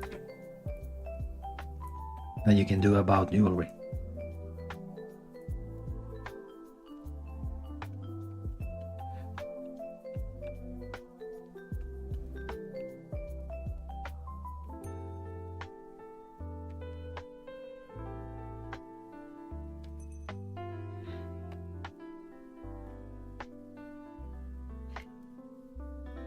Thank you for you're welcome.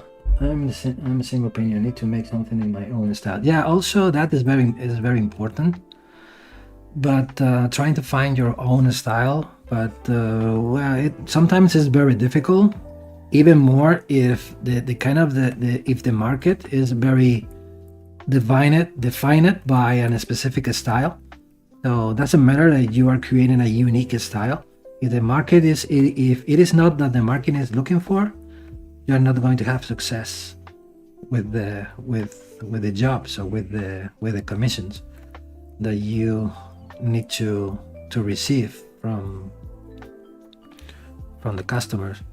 But yeah, trying to find your own style, or at least maybe you can start trying to match the existing style on the market.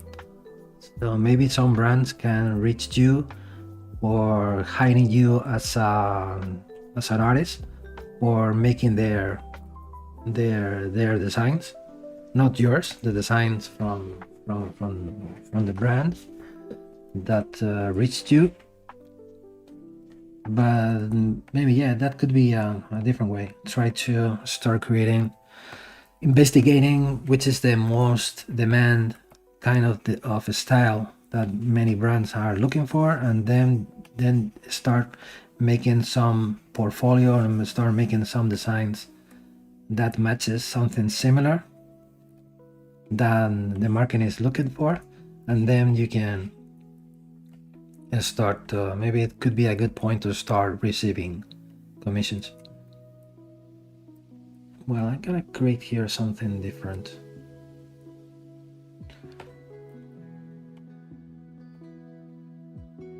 Because this is a very nonsense. Let's see what I can do.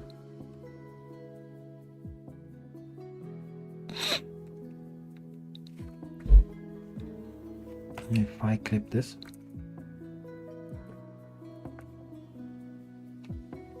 Yeah, something like this. Well, no. Maybe I'm gonna use a brush. Very useful for this kind of a style that we are doing is the chisel brush, where you start from C, chisel brush, this one, chisel brush, where you can create a very good defined curved surface Let's reduce the lazy radius, something like this with a big brush size. Start creating something like this. Okay, we're gonna need more polygons so we can subdivide this mesh. Maybe if we create something like this. No, maybe an opposite scroll to the one that we have on the top. Okay, maybe let's create something like this.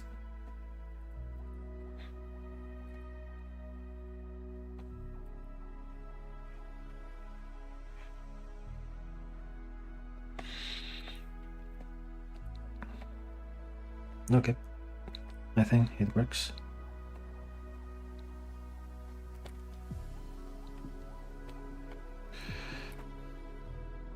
I think I should start with something that I want to buy while this quality is low, something like figure about my favorite films. Yeah, could be a good choice. But I'm still thinking that many people are making the same thing. It's gonna be, in my opinion, right? So it's very difficult to find that space where nobody already did what you are thinking. You know what I mean? So even more, you will start talking about films or stuff like that. Even more, because you never know. The market is huge about artists and about people who are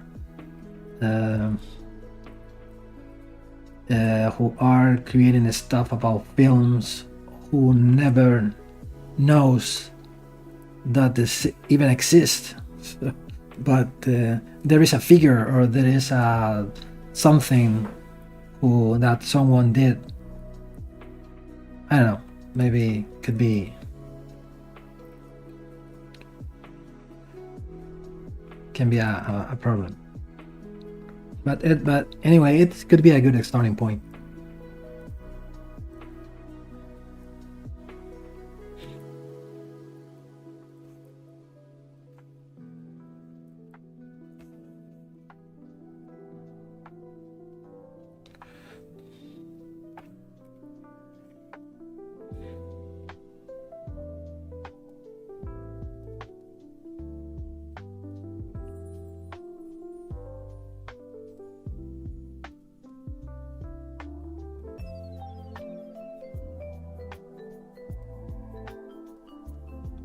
But it's very difficult to find unique and original stuff. I mean,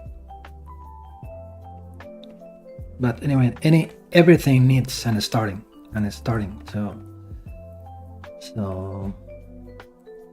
it's just a matter of you need to try it instead of thinking about keep thinking and doing nothing. So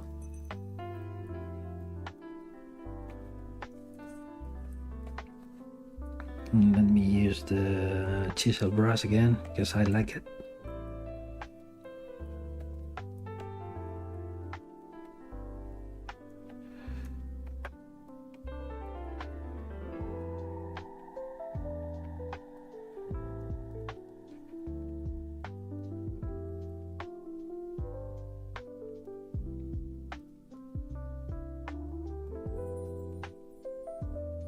Okay, let's see what we can do. The top part is gonna be important because it's gonna be visible when we are wearing the bracelet. It's gonna be a very important part because we're gonna see it anytime when we are wearing the bracelet. So it's, for example, the bottom part, it's not going to be so important, or even the sides, but what's happening in the top, it's gonna be important. So let's try to create something interesting on top.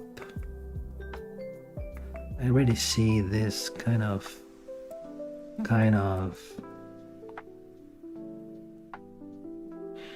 I'm going to paint something like this.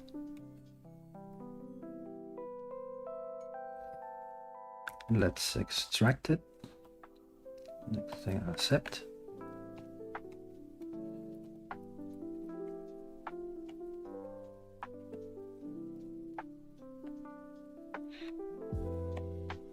Let's create something like this on the top.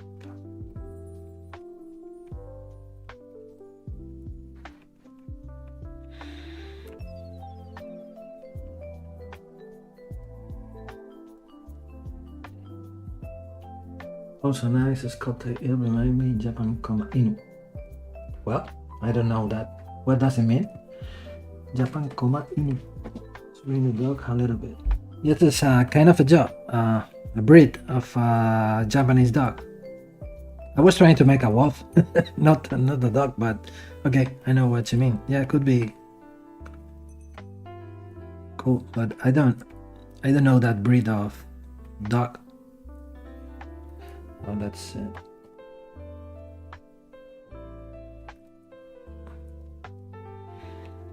And then let's create something like a Celtic or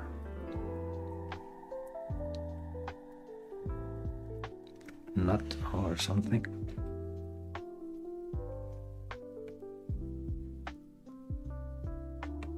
Something like this.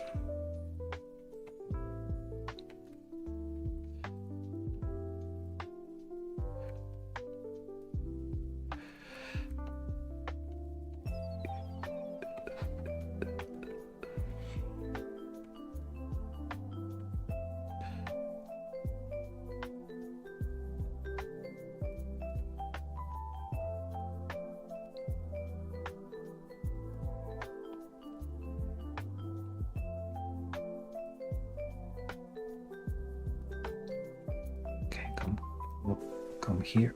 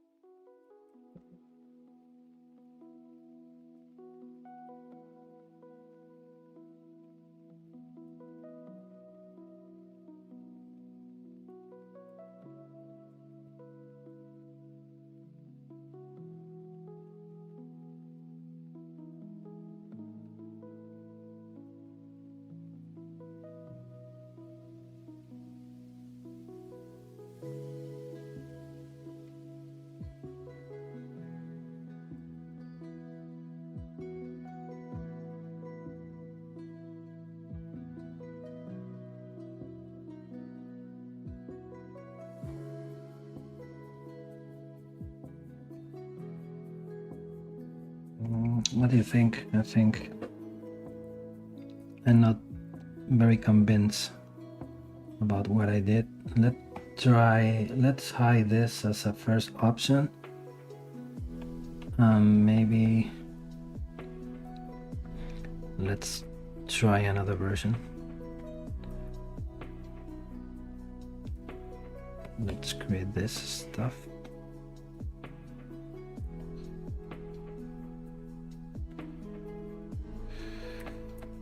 Here.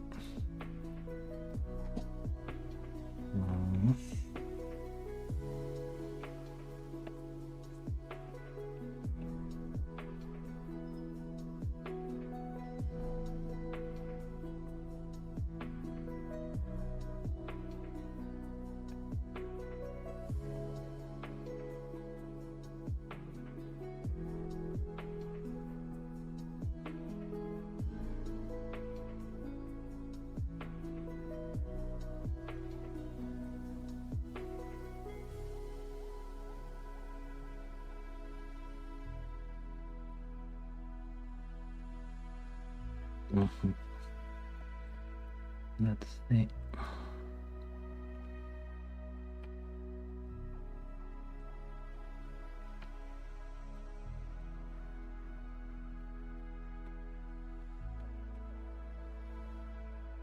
I think I find this more interesting. Oops.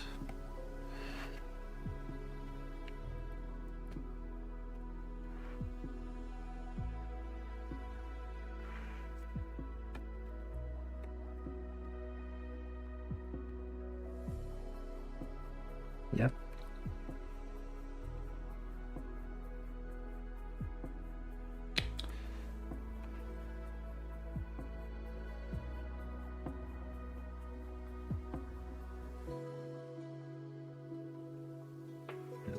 something more like this.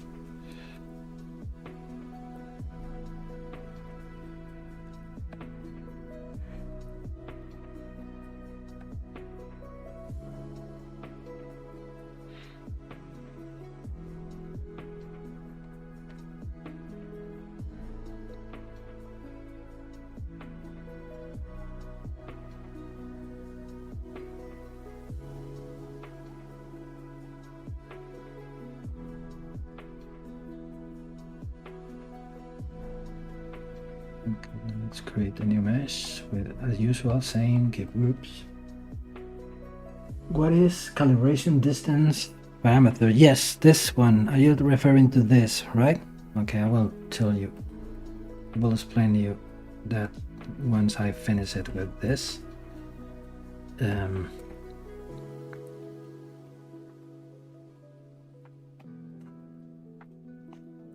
It's a setting related to the transpose line. It's very useful when you need to calibrate a custom distance. I will show you how it works. It is there in my custom interface because I was using but a long time ago, because being honest, I didn't use it since a very long time, but can be useful in many cases.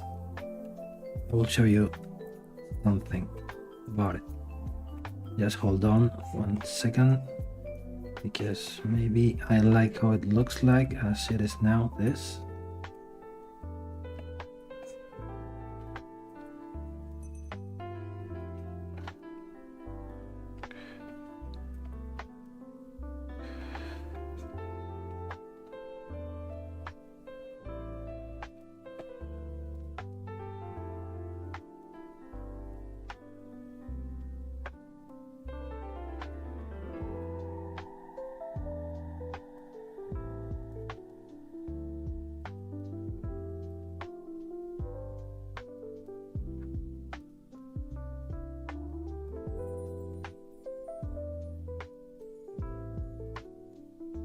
Okay, because we're almost done, so I will finish this like this, and I will explain you what does the calibration distance means. Okay, we can also, for example, if we change the color of the base, we can change it to the darker color like this, fill object. And this, as you can see here, what I mean, maybe a even darker gray. This is the kind of finishing that I'm looking for. So maybe we can fill this with the same color.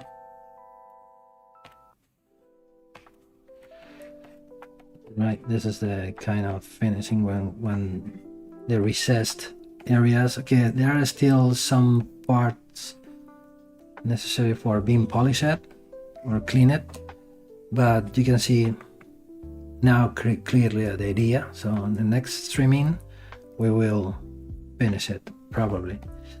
Okay, let me save this.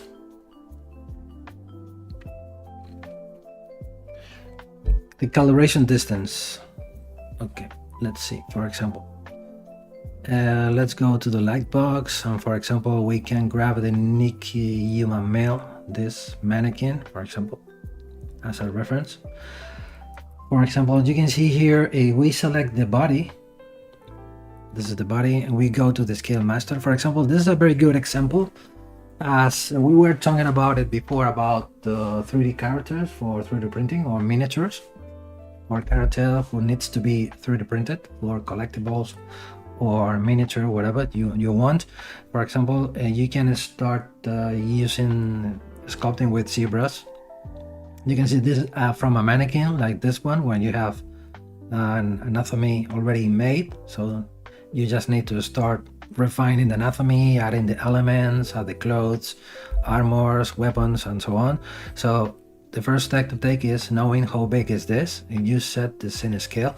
This is we talk about millimeters, This is a 100, this is 19 centimeters tall from top to bottom. If we send this for printing, we will get a figure of almost 19 centimeters tall from the feet to the head. So for example, let's work in millimeters. So if we now go to the head and then you start taking the measurement of the head from the chin to the top of the head like this, you can read it here on the top left corner. It is 23.2474 millimeter. So this is the distance of the head. For example, you start working from the basic male anatomy mannequin like this, and you need to transform it into a monster, into a child, for example, into a dwarf or whatever you need. What you can do is, most of the time the miniature companies has different scales related to the different creatures, for the humans, for the dwarfs, for the elves, for the, I don't know, for different creatures. So most of the time, the way that you can measure how tall they are, it's in heads, in terms. So we are talking about an amount of different heads. For example, we talk about, in this case, it should be around, let's see, we duplicate this, we split the head from the body like this, split mass points. ZBrush is telling me something. The mesh has layers. Okay, let's go to the layers and remove all of them. So bake them all. So bake up. Okay. So it's split mass points. So we have a head and we have the body. If we send the head to the right, we can start going here. We can put one head here, another one head here. Ooh, almost one here. You can see the distance of this mannequin is 1, 2, 3, 4, 5, 6, 7, 8.5 heads. For example, if someone is requested to you and a smaller, not so tall character of composed by 7 heads, you can take this tube tool, remove the necessary heads, and then it's gonna be a scale reference to work with, to knowing that you are setting the scale properly compared with a human. But what you can do with this setting, you go to the preferences. Let's select the body, let's hide the heads, let's remove the hair.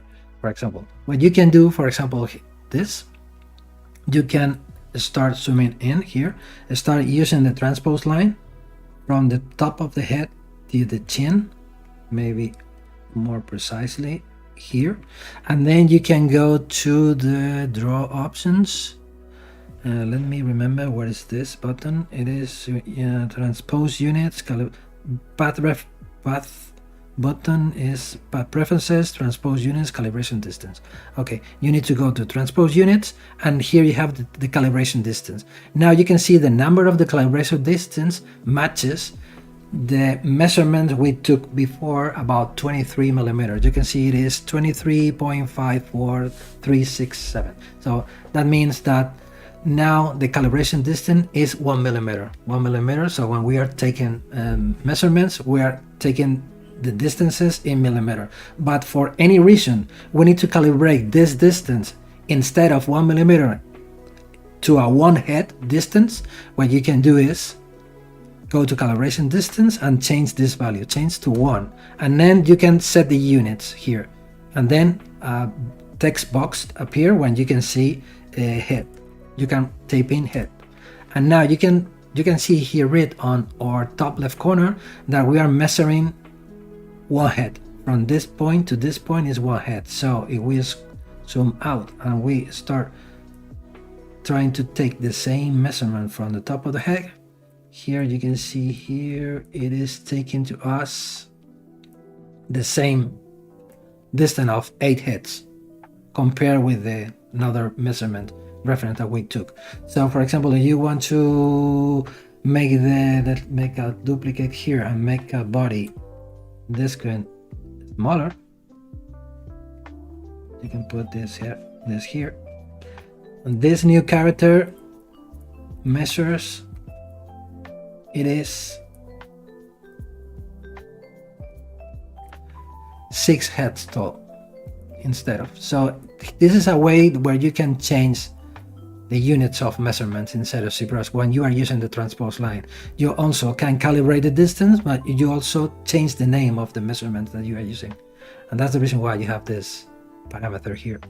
But being honest, there is a lot of time since I don't use it.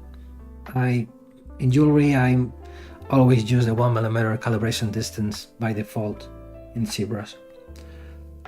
Okay. So we are done for today. I will keep working on this in my free time, and I will see you here probably in August, because I used to stream once a month. So I will be here again in August, finishing this. I'm not sure if finishing this bracelet or starting a completely new design. So thank you everybody who have been here. Just want to see you, give you information about my LinkTree. I was referring to it before, and just in case you are interested, you can go to my Patreon page and you can become one of my patrons if you want. The fee is very low. It's about $7 or €6. Or paying that once a month, you will have a huge content about jewelry design with ZBrush, when you will have tutorials, resources, and you will get access to a specific forum about ZBrush and jewelry, where you can ask questions. I will be there answering your question, giving you my advices, and guiding you through the journey with about ZBrush and jewelry. So just in case you are interested I will copy this link and paste it on the chat to all of you if you are interested. And again, and I will see you here next month with more content about ZBrush and jewelry. So thanks to all of you, and bye. See you.